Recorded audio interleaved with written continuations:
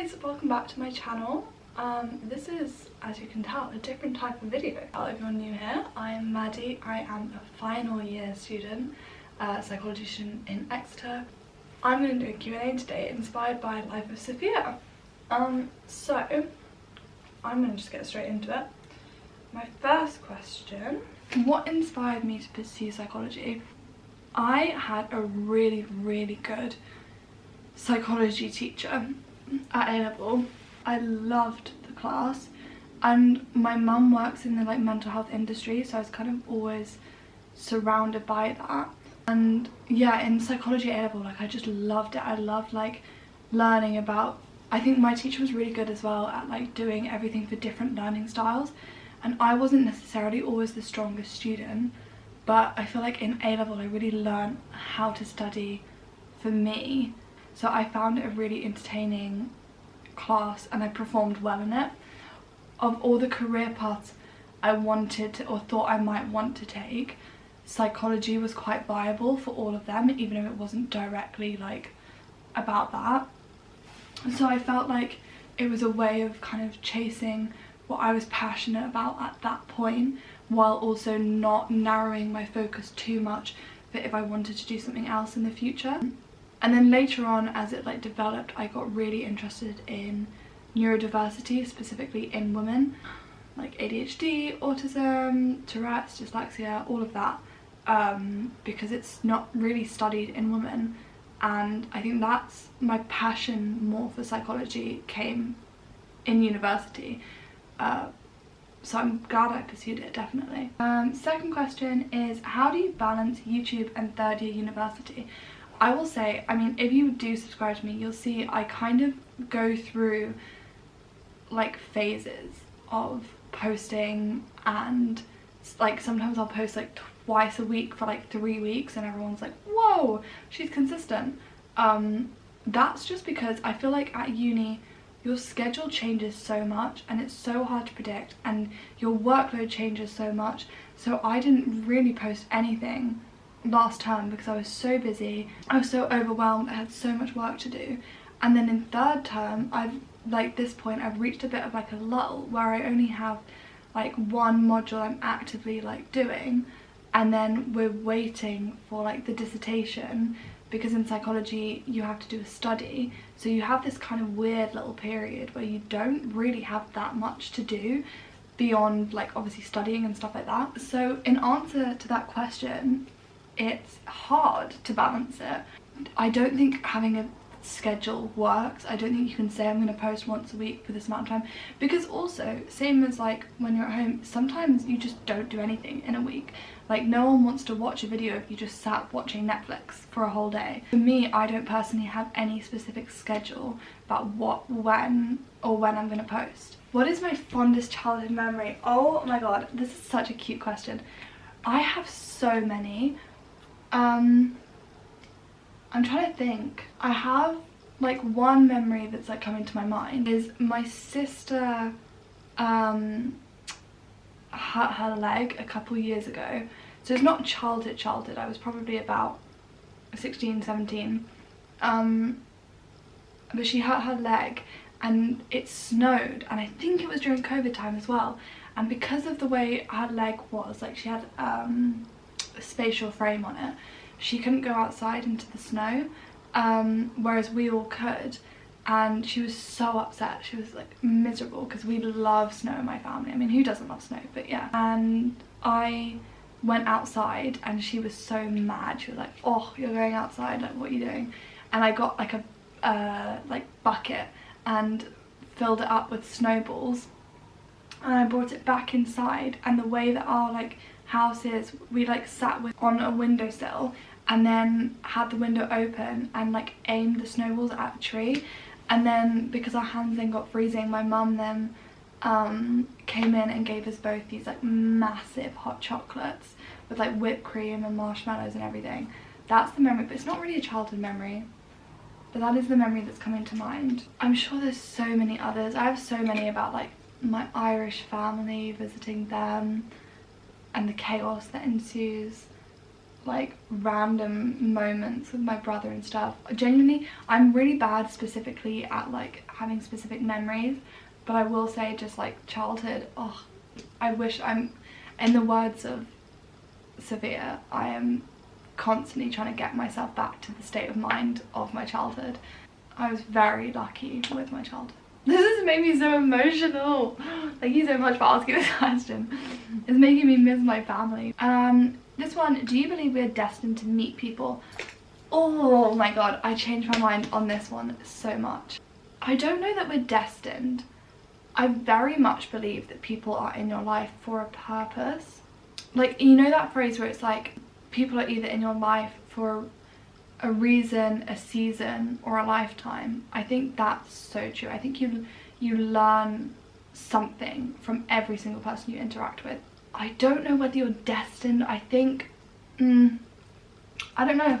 I think there's some element of like encouragement where it's like, meet this person. If I'm to go between either fate or free will, I'd go more with free will.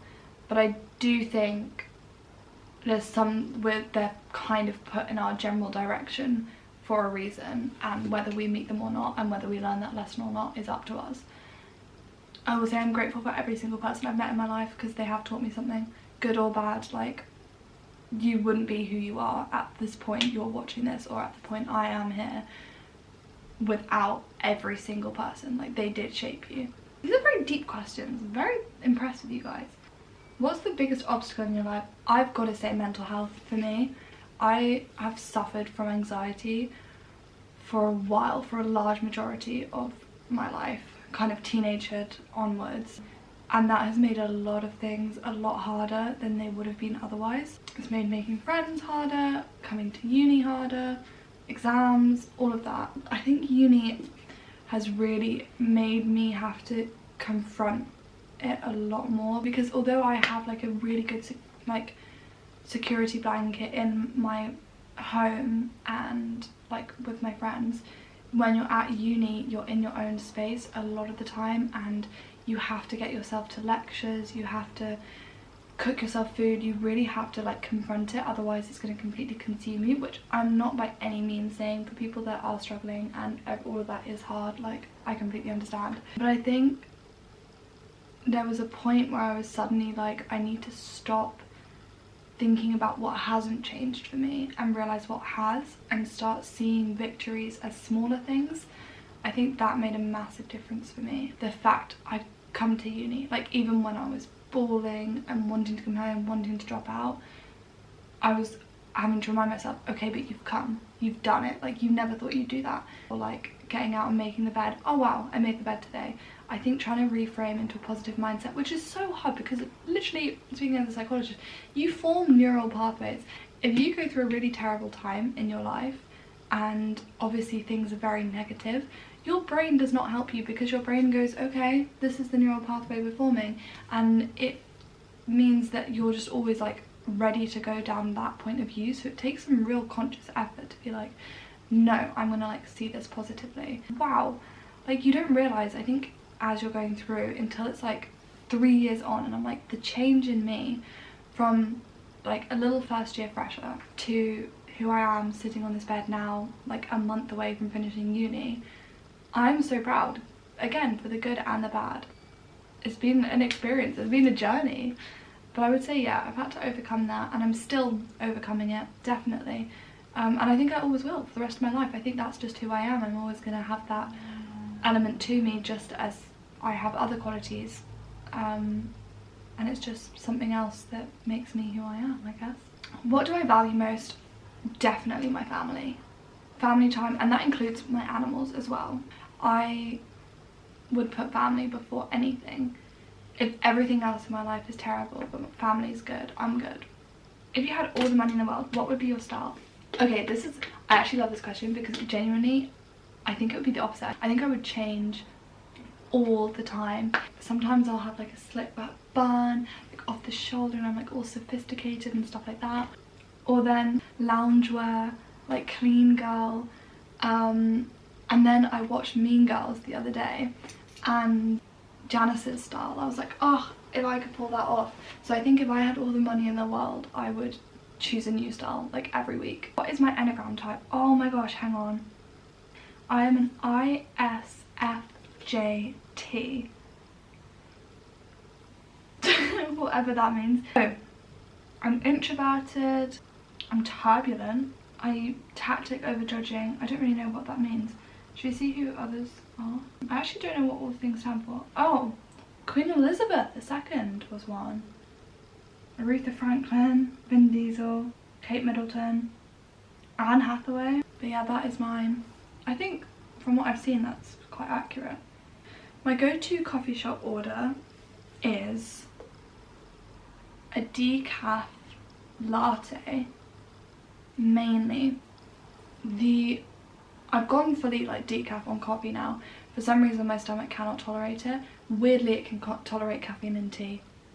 Around Christmas, or actually in Costa, if I'm with someone else and I get the confidence, I'll ask for a decaf gingerbread latte, because that's a Christmas time thing, but they often have the syrup, and so they'll most of the time do that. And that's my winter drink, or very occasionally a chai latte, but again my stomach can be weird with that sometimes. In summer it would be an iced gingerbread latte.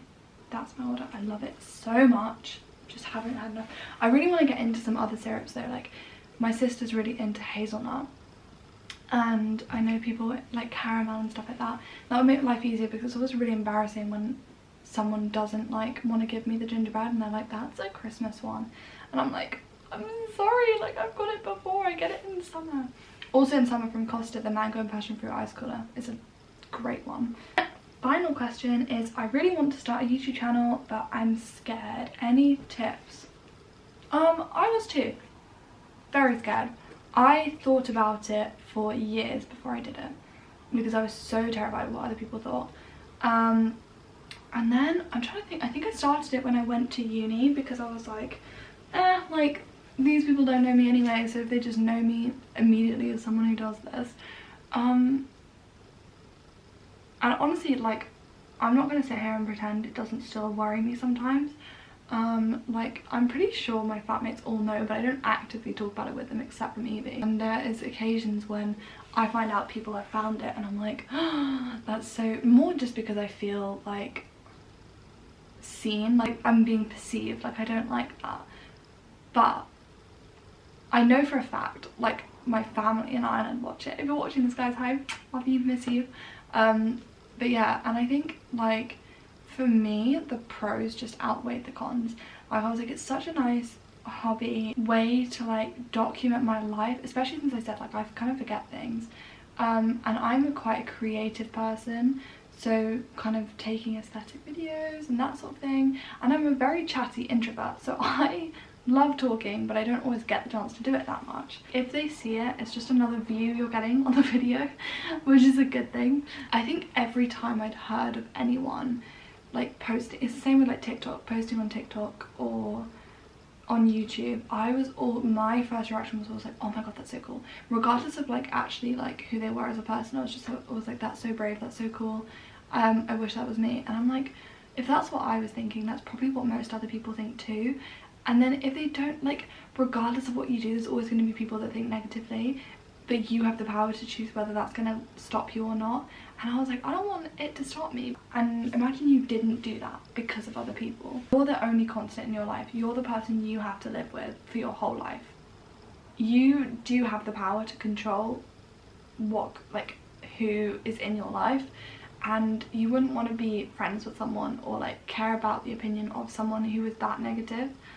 But yeah, like there are days for me where it's still scary if someone's like, oh, I stumbled across your YouTube, and I'm like, ugh.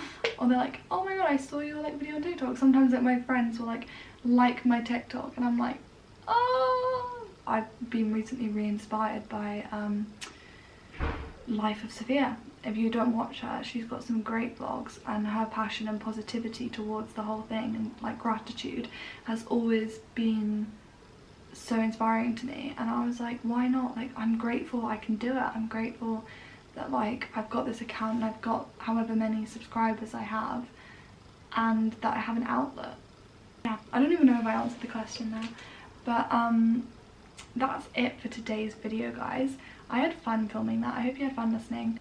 As always, if you're not subscribed, please join the club, the fam, and give this video a like or anything like that. Have a look at my other videos, see if it's up your street, and hopefully there'll be more videos coming soon.